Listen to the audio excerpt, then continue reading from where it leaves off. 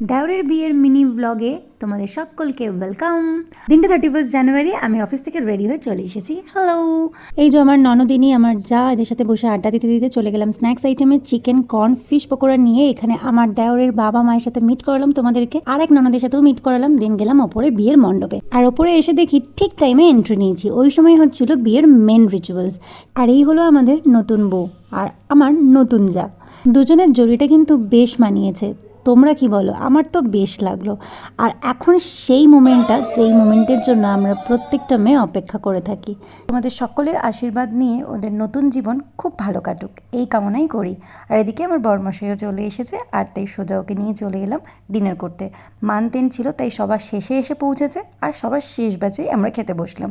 এদিকে বর বউয়ের বিয়ে কমপ্লিট করে ওরাও ডিনার করতে বসে গেছে। চলো এবার আমরা বাড়ি যাই, ব্লগটাও এখানে এন্ড করি। ভিডিওটা ভালো লাগলে লাইক আর সাবস্ক্রাইব করে যাও। বাই।